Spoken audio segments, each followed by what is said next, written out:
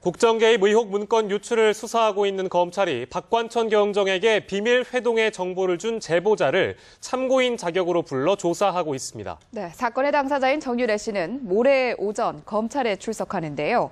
서울중앙지검에 나가 있는 취재기자 연결하겠습니다. 이재동 기자. 네, 검찰이 오늘 오전 문제가 된 문건의 작성자인 박관천 경정을 재소환했습니다.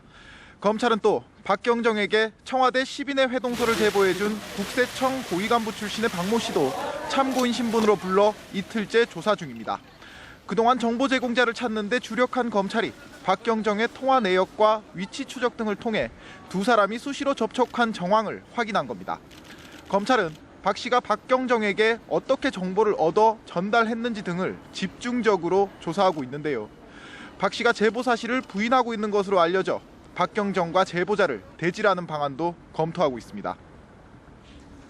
그리고 비선실세 국정 개입 의혹의 당사자죠. 정윤혜 씨의 출석 날짜도 정해졌다고요. 네, 정윤혜 씨가 모레인 수요일 오전 10시에 검찰에 출석해 조사를 받기로 했습니다. 정 씨가 국정 개입 문건을 보도한 세계일보 기자를 명예훼손 혐의로 고소한 데 따른 고소인 신분이자 새정치민주연합이 문화관광체육부 인사 개입 의혹으로 고발한 사건의 피고발인 신분도 겸하게 됐습니다. 검찰은 정 씨를 상대로 이재만 비서관 등 청와대 핵심 비서관들과 실제로 모임을 가졌는지 등의 내용을 직접 확인할 계획이고요.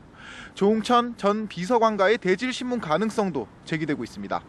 정 씨에 대한 조사까지 마치면 문제가 된 문건의 진위 여부는 어느 정도 윤곽이 드러날 전망입니다. 현재 검찰은 관련자들의 진술이 엇갈리는 만큼 객관적인 물증을 확보하기 위해 청와대 관계자들의 통화 기록을 면밀히 분석하는 작업을 진행 중인데요. 검찰 관계자는 기지국 위치 내역 등을 이미 상당 부분 파악했지만 차명폰을 사용했을 가능성까지 열어두고 신중하게 수사를 하고 있다고 밝혔습니다. 아직까지 실제 모임이 있었다는 정황은 나오지 않고 있지만 검찰 수사가 여러 의혹을 해결할 수 있을지 주목되고 있습니다. 지금까지 서울중앙지검에서 뉴스와이 이재동입니다. 박근혜 대통령이 이른바 비선실세 국정 개입 의혹을 강하게 반박하며 정면 돌파 의지를 밝히면서 정치권의 공방이 더욱 가열되고 있습니다. 네, 박 대통령의 발언을 놓고 여야의 입장은 극명하게 갈렸습니다. 이준석 기자입니다. 여야는 정윤회 문건 의혹을 정면으로 반박한 박근혜 대통령의 발언을 놓고 날선 공방을 이어갔습니다. 새정치연합은 박 대통령과 여당 지도부의 지난 주말 청와대 회동에 대해 부끄럽고 잘못된 만남이라고 일축했습니다. 사건의 본질은 비선 라인의 국정 개입이라며 특별검사와 국정조사 실시까지 촉구했습니다.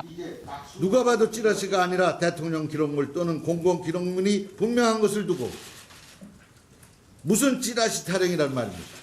새누리당은 비선 실세 의혹을 강하게 반박한 박 대통령의 발언을 계기로 야당의 공세 차단에 적극 나선 모습입니다. 특히 야당의 검찰 고발을 정면으로 비판했습니다. 이 문제에 대해 야당의 의혹 제기나 비판을 하는 것은 당연한 일이라고 생각을 합니다.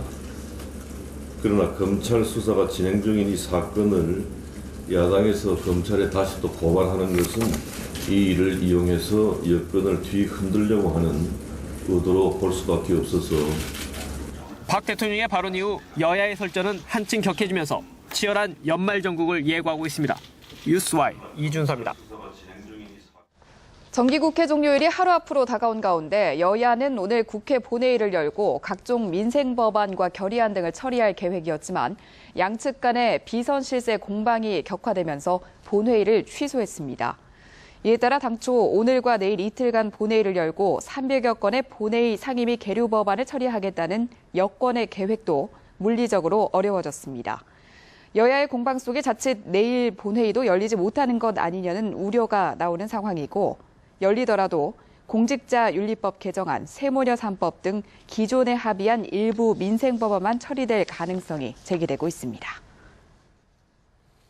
네, 정말 역사는 되풀이되는 걸까라는 의심이 드는 요즘인데요. 역대 정권에서도 대통령의 최측근들은 예외 없이 구설수에 휘말리곤 했습니다. 네, 마치 판박이처럼 그 끝은 좋지 않았습니다. 정영빈 기자입니다. 과거 정권에서 대통령의 최측근들은 끊임없이 문제를 일으켰습니다.